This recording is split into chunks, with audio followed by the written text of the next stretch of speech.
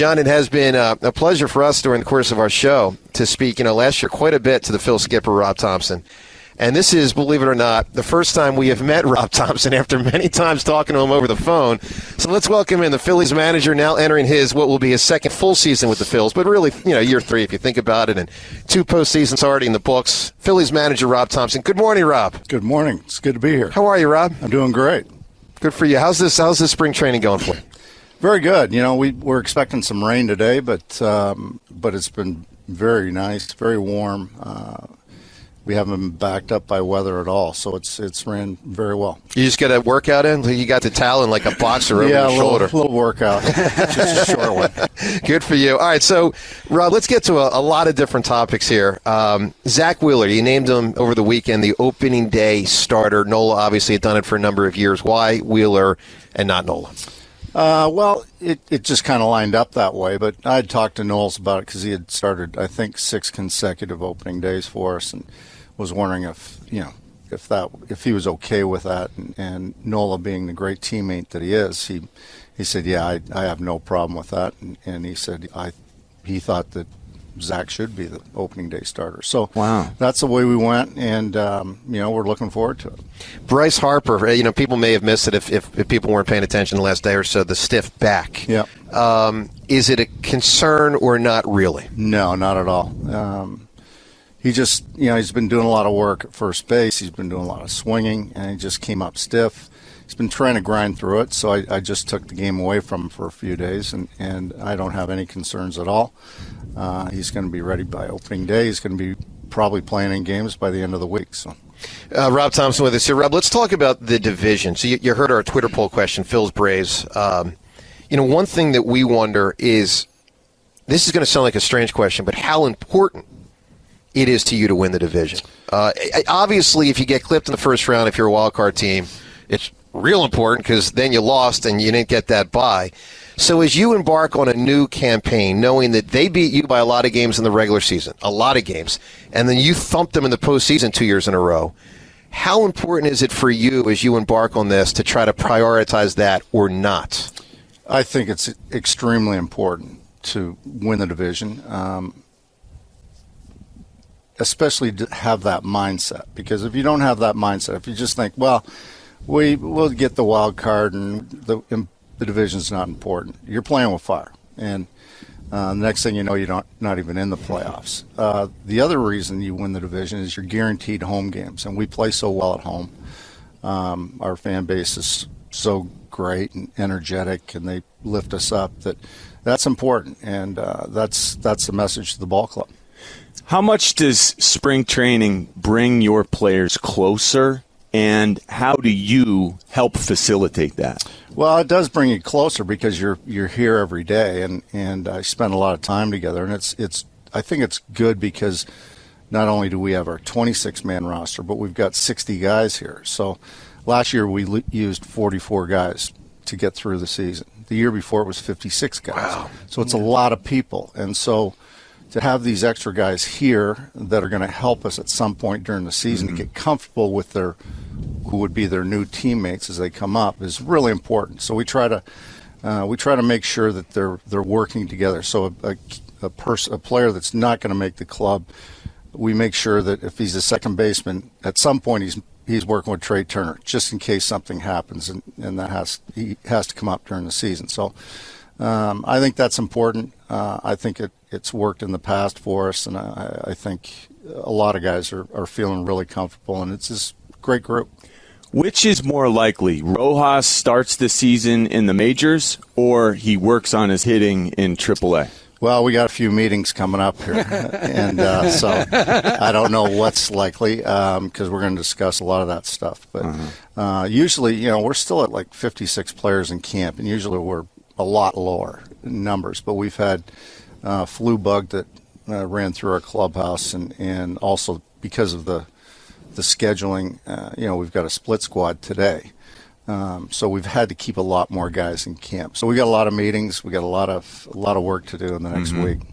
We're fascinated with Kirkring, his ascension through the ranks last year from single all the way up through. How much has he proven himself to you at this point? Well, he proved it to me last year. Unfortunately, he's only had 2 outings in spring training because he got the flu, and it really affected him. And so he's gone through a lot of fatigue, and so he hasn't been able to get on a mound. Yesterday was his first bullpen in a while, so we're going to get back out on the mound here shortly in the next few days. But last year he proved to me the stuff's there. The poise, the maturity, 22 years old, it's really amazing. So he proved it to me last year, and hopefully we get him ready for the season. Rob, would you prefer to have a designated closer to start the season, or does it not matter that much to you? I'd prefer it because it works a lot better with your bullpen. Everybody kind of knows their roles. It kind of works itself out that way, but it's not essential. We've gone by committee the last couple of years, and it's worked out pretty good. But from a logistics standpoint, for game planning, it's a little bit easier having a designated closer. But we've got 6 guys that I truly believe can take down a 9th inning. So we'll see just how it plays out. Game 1, 10 days from now. Let's say in a miracle world, Zack Wheeler gives you 8 innings on opening day, which is unlikely because it's opening day. You got the whole bullpen at your disposal. Who do you probably go to in the 9th? It all depends who's coming up. Good answer. Rob Thomson with us here on WIP. All right, Rob, is the leadoff question the question that you get asked the most that's like, here we go again, I got to answer the leadoff question again? Yeah, all the time. So you're going to answer it. It's a unique way to ask the question there. Yeah. So let's have at it. Let's ask it for the 37,000th time. All right, Rob, so 10 days to opening day. How is it looking for who will lead off for this team out of the gate? Well, I don't know yet. I don't want to give the Braves any upfront information, but we've had a lot of success with Schwarber in the leadoff spot, and I know it's not conventional. I know there's a lot of talk back and forth about it, but that's okay. But we win games we've won games the last 2 years when he's in the leadoff spot. So I tend to lean that way until something goes wrong. He gets on base. He hits home runs. He can put us up 1-0 quick. He's also a power guy as the bottom of that lineup turns over, and they, with Marsh and a couple other guys down at the end, they get on base, and so he's there to drive in some runs. So it's worked out very well with him there. That's the way I'm leaning. But things can change too. Let me ask you this, Rob. This is an interesting dynamic within that conversation. If you determine that Schwarber should be that guy, do you consider not having him be it in April or even May, given his history of slow starts? No, not really. I'm very. I like to be very consistent, and I think I'm kind of a positive thinker that I think that he's going to get off to a good start. How important is it having a bench guy you can trust like WIP Merrifield? It's huge. I mean, he's a big piece, and he's a baseball player. He can play anywhere on the diamond, really. And I trust him anywhere. And he gives you a great at bat. He gets on base. He'll hit a few home runs here and there, and he's smart. Great base runner. He can steal a base. He's really a nice piece to have.